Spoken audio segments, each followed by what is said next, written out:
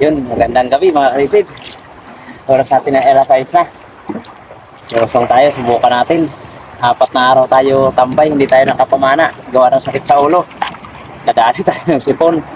Sakit sa ulo, sakit sa katawan. Hindi rin tayo makarisid kahit sumubok tayo, pumili tayo, hindi tayo makarisid dahil masakit sa ulo. Isisid pag may sipon.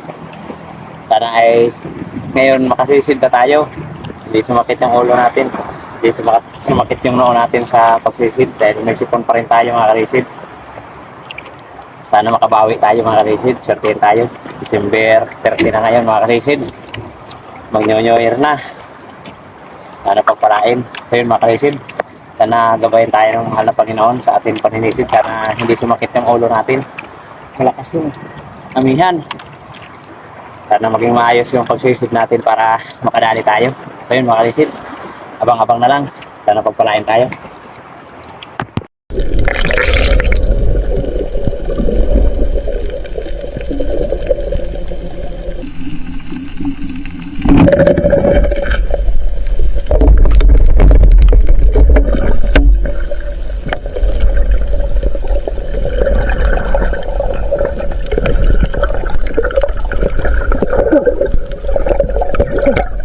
Thank you Lord. Binabano. Malaking katapak. Nagalaw ng dagat. Buti hindi sumakit yung ulo natin.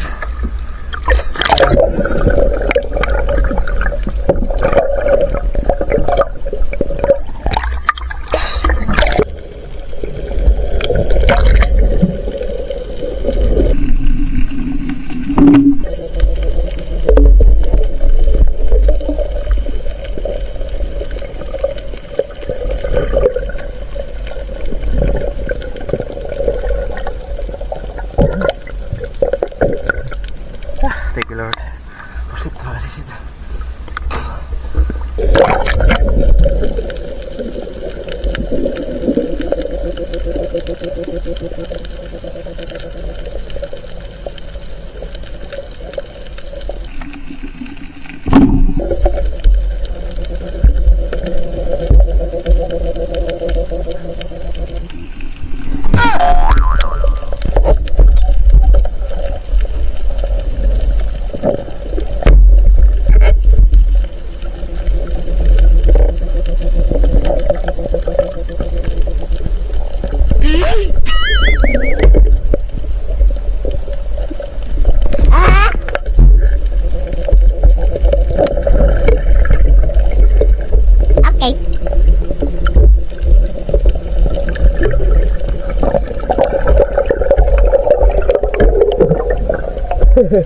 Bihira.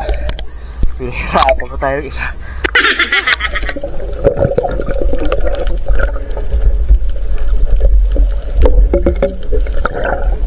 Wala pala po tara hindi lumalaki. Buko. Buko.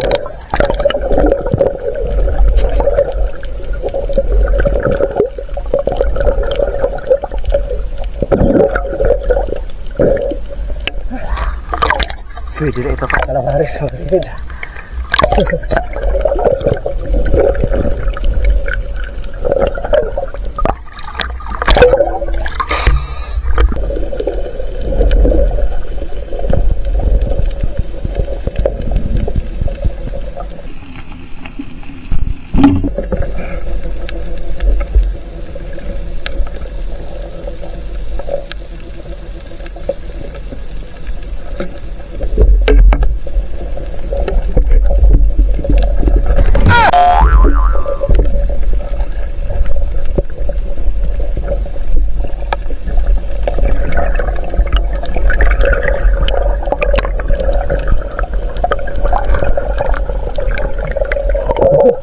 Ang hira. Puro baybayoran. Baybayoran yung sampa ngayon. Tigdo dalawa. Thank you Lord, pwede na rin ito.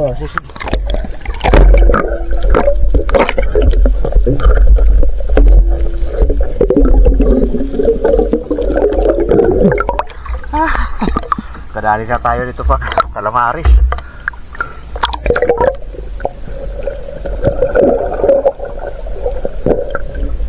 Sarap yung ganito palambutan dahil malambot.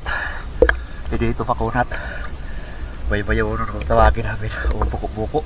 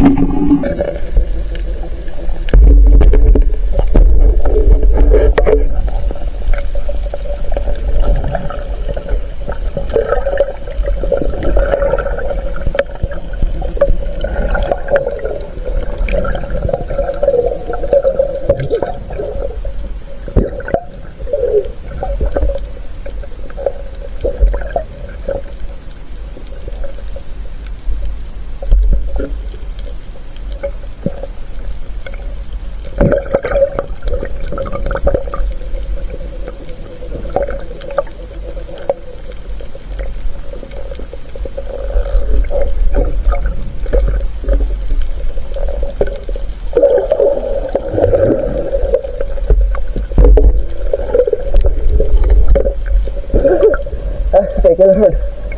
Napakailap pa kasisid. Dito sa Barangay Lagundi. Kanina ko po ito hinahabol-habol. Huminto doon sa may bato. Pero nung malapit ako kumaripas naman. Puta, huminto ulo. Napana natin. Akala ko diretso yung karipas. Thank you Lord.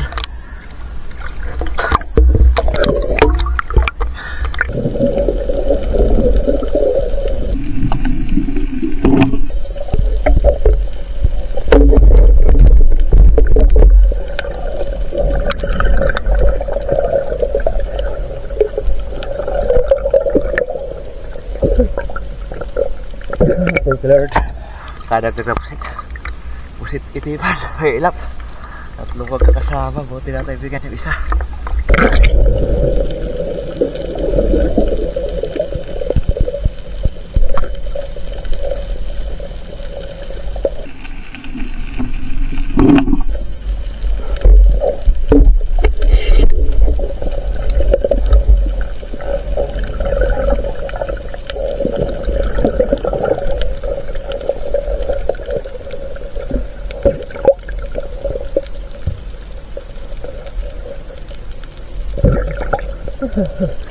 Thank you Lord. Kadagdag na pusit. Ako na lang yung espiro dito sa Bayero, Barangay Victoria. Si Uy Ara, pati si Utol.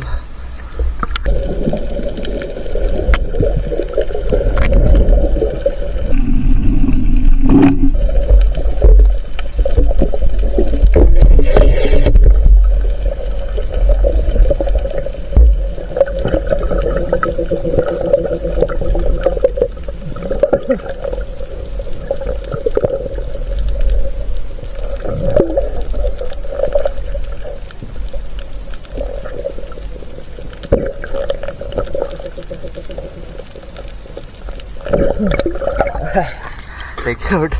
Dali na naman yung istiba na pusit. Buti na lang at sumisingaw yung noon natin. Masakit isisid. Sumasakit na.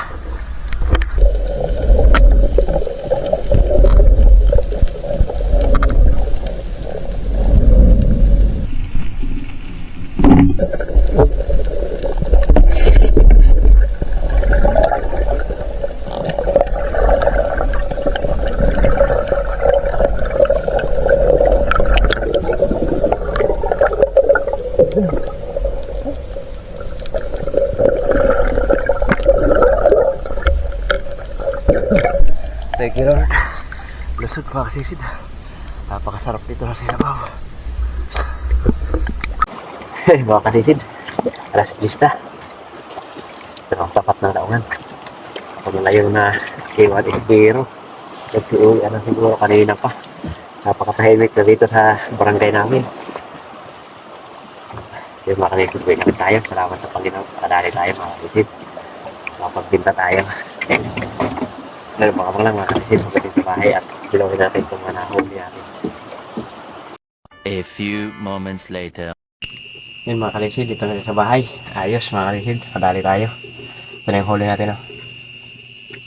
4 na buko-buko o baybayo nun. Ito, magkasama dalawa. Ito, magkasama dalawa. Tapos ito naman dalawa magkasama. Magkakasama kaya lang mga baybayo nun. Baybayo nun yung tawag namin dito. Putin lang at nakatagpo ako nito doon sa may Barangay Lagundi. Ang ilap. Puro ito sa Barangay Lagundi. Itong 4 na baybayo nun. Ito naman 4 na pusit sa may Barangay Victoria. May ilap ito. Buti na lang napana ko pa. Akala ko diretso yung pagkaripas ng sinisid yun na. Buti na lang at huminto. Tagal ko itong sinundan-sundan. Huminto na doon sa may bato. Kumubli sa may bato. Akala ko di nakakaripas. Pero nung lapitan ko na yung sinisid yun ay kumaripas. Buti na lang at huminto. Kaya napana natin agad. Malaki na mga sisid. Lalaki. Tingnan natin. Lalaki. Rambutan.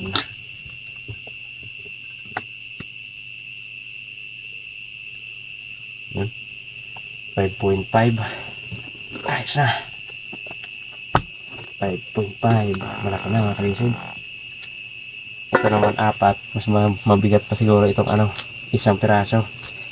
Ito, pinahirapan ako nito. Ang tagal ko na dakma. Madulas kasi yung gamit ko na guantes. Parang plastic kasi yung ano ng guantes ko. Nasa palad, ayun o. Nahigit kalahating kilo. Ito rin 2 bihis ko rin ito na dakma. Naibitawan kasi pag bumubuga dahil madulas. Madulas yung ko guantes. Mas matimbang pa yung isang piraso sa 4. Pero yung ganitong klase, hindi na to lumalaki. At saka to masarap dahil malambot. Yan. 3.6 at 5.5 siyam na kilo. Yes. 9.1. Ayos na mga kalisid. Ito yung masarap na kulambutan dahil hindi matigas, malambot lang. Tapos 4 na pirasong pusit. Sariwa yung pusit 1.6 at 9.1, 10.7. Ayos mga kalisid. Ang pambinta natin 10.7. Tapos pang sabaw. Ito yung lusod. Mas masarap ito kaysa sa batog. Mataba. 900 grams. Ayos mga kalisid. 11 kilos. Yung ating huli. Solid mga kalisid. Nakabawi tayo. Nakamaas pa tayo sa lipon. Buti na lang pag sumisisid ako na sumasakit yung noo ko. Pag nagpapasingaw ay sumisingaw. Kaya salamat sa Panginoon. Hindi tayo umuwi dahil sa sakit ng noo. Nakapagpalalay tayo sa pamana. So yun mga kalisid. Subukan natin kung magising tayo mamayang mga alauna. Babalik tayo. So yun, abang-abang lang mga kalisid. Yun, good morning mga kalisid. Nandito na yung atin na ipakilo sa huli natin kagabi. Salamat sa Panginoon. Kabawi-bawi tayo sa pagkatambay natin ng ilang araw dahil sa sakit ng ulo. Gawa ng sipon. Sinisipon pa tayo. Buti na lang at nakasisid na tayo. Yun, salamat talaga. Yun, ang natin kasi mga kalisid, kulambutan na 9.2. Natanggalan ko ng tinta. O ang 9.1 pala yan, 9.1. Natanggalan ko ng tinta. Yung isang piraso lang, tinanggalan ko yung malaki lang. Yung maliliit, di ko na tinanggalan. Tinali ko na lang yung ata. So yun mga kalisid, salamat sa Panginoon. May malaking biyaya tayo. May pusit na 1.6. 10.5 ang napakilo natin at 11.4 ang kabuuan huli natin mga kalisid. 1,945 yung kinita natin. Yan. Thank you Lord. Meron na tayong pang New Year. Salamat. Nabiyayaan din tayo. Hindi na tayo nakabalik dahil sumama yung panahon. Nagising ako ng alauna. Napakasama ng panahon. Lakas ng hangin at maulan. Bihira talaga. Maulan na naman ang ating bagong taon. Yun. Salamat pa rin sa Panginoon at nakadali tayo sa hapon. Yun mga kalisid.